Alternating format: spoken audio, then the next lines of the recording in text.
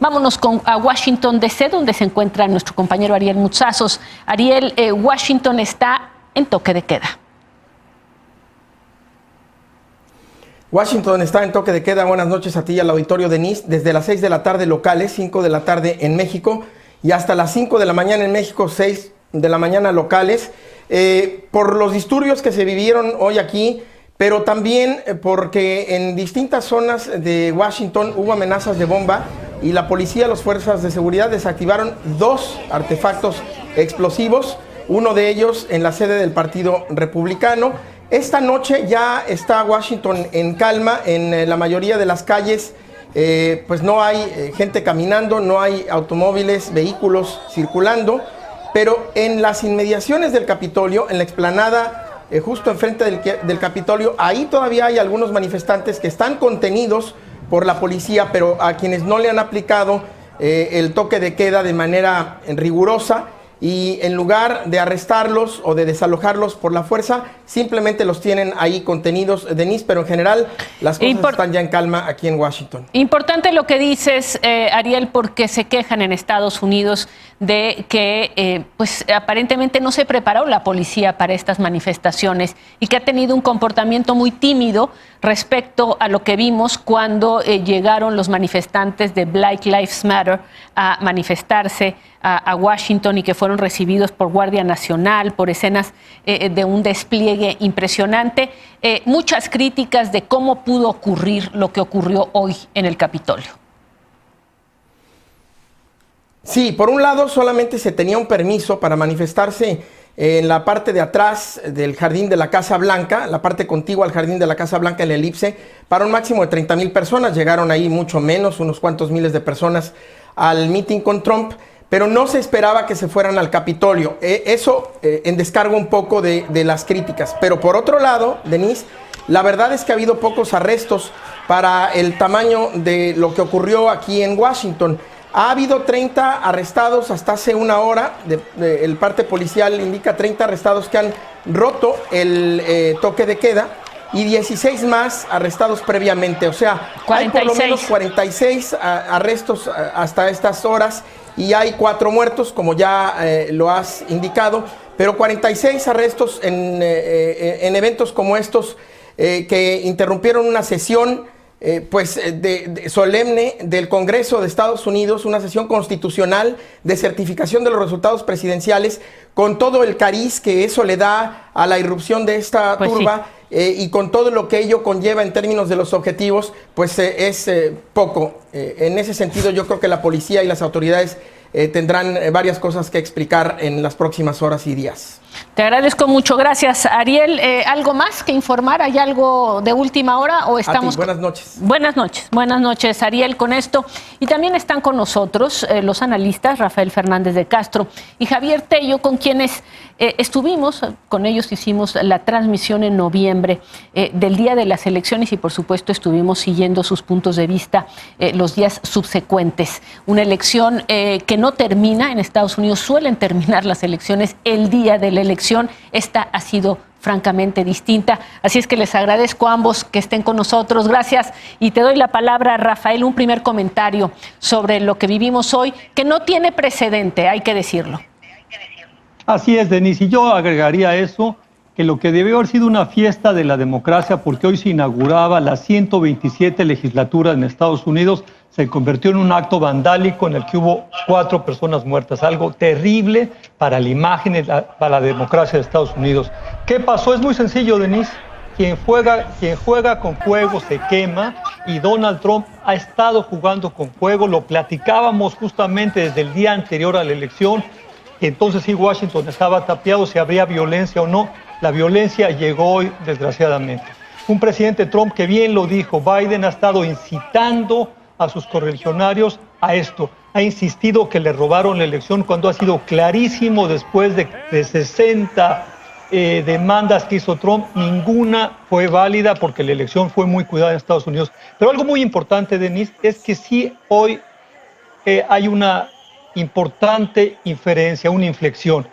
Y lo digo porque Mike Pence, el vicepresidente de Estados Unidos, y también Mitch McConnell, el líder de la mayoría republicana en el Senado, que se le está acabando, por cierto, claramente dijeron no, vamos con la parte institucional, no podemos seguir con esto, me parece de la mayor importancia y evidentemente es que a Trump se le escapa de las manos el poder. Ayer fue un día terrible para él y un día maravilloso para Joe Biden y para Kamala Harris, porque las dos curules que estaban en juego, y con eso realmente terminó la elección en el estado de Georgia, esas dos se fueron para los demócratas y los demócratas tendrán el control de ambas cámaras. Entonces, yo diría, todo eso llevó a Trump a hacer las tonterías y a jugar con el fuego que jugó y por eso se quemó. Javier Tello, ¿cómo ves? En efecto, Denise, buenas noches, algo totalmente impensable ocurrió, pero al mismo tiempo yo diría que totalmente esperado. Y eso es lo que ha sido la presidencia estos 4 años de Trump. Cosas que jamás pensamos podrían suceder, han estado sucediendo, y lo de hoy es una más. En ese sentido, termina o está terminando su presidencia como ha sido toda su presidencia. En efecto, como dice Rafael, parece haber el principio de una división dentro del Partido Republicano, o por lo menos entre el liderazgo republicano en el Congreso y Trump, pero yo sospecho que esa división es, hasta ahorita por lo menos, algo superficial, producto del shock de lo ocurrido el día de hoy, porque yo sospecho que el Partido Republicano sigue siendo un partido muy trumpista y en todo caso la división será entre el trumpismo con Trump o un trumpismo sin Trump, y esa será la disputa. Bueno, por lo pronto, un día que no se había visto, lo que ustedes básicamente dicen es que se podía anticipar que a esto conducía no solamente la presidencia de Donald Trump, sino también signos anteriores que habíamos visto en la política de los Estados Unidos. Javier, tú me lo comentabas fuera del aire, esto no viene de ahora, sino de un grupo amplio de la población, pues que ha perdido, digamos, que ya no siente legítimo el sistema y que aunque no tiene elementos racionales y pruebas en este caso para mostrar que hubo un fraude, de todos modos está dispuesto a cualquier cosa para subvertir, digamos, el orden constitucional.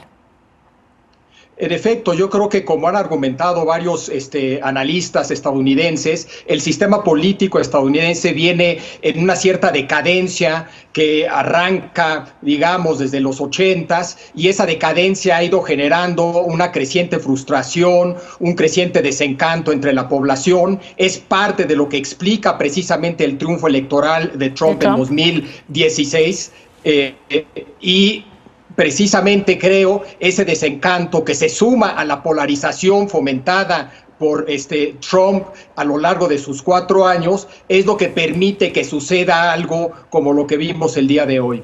Rafael, para terminar, parece que va a ser un presidente demócrata con un Congreso demócrata, con una Cámara de Representantes demócrata y con un Senado bajo control demócrata. Cometería un error en pensar que Trump era solo Trump. Hay mucho más, es decir, lo vimos en las elecciones, lo estamos viendo el día de hoy. Trump es mucho más que Trump, o el trumpismo es mucho más que Trump, y habría que, la democracia de Estados Unidos tendría que encontrar la forma de encararlo. Así es, Denise. Trump es simplemente es el síntoma, no es la enfermedad. El trumpismo, insisto, es lo que vemos de esta enfermedad, y la enfermedad en Estados Unidos se llama polarización social. Un Estados Unidos que cada vez está más dividido y que la brecha entre los que tienen y los que no tienen es enorme. Y los enojados generalmente son los trumpistas, la gente que no tiene estudios, a la gente que no le va bien. Completamente dividido, y un Trump que hace más para dividirlo. Pero mira, Denise, ahí sí cayeron en blandito los demócratas, porque si alguien sabe de polarización y de tratar con ambos lados del pasillo, como dice allá, es Joe Biden, y ha estado realmente muy atinado en todas sus declaraciones que él va a gobernar para todos los estadounidenses, cosa que será muy importante, hacer todo lo posible por acabar con este cáncer que está verdaderamente drenando el bienestar de la democracia de los Estados Unidos. Muy bien, les agradezco a los dos el que hayan estado con nosotros en un día tan especial. Muchísimas gracias, Javier, Rafael. Gracias.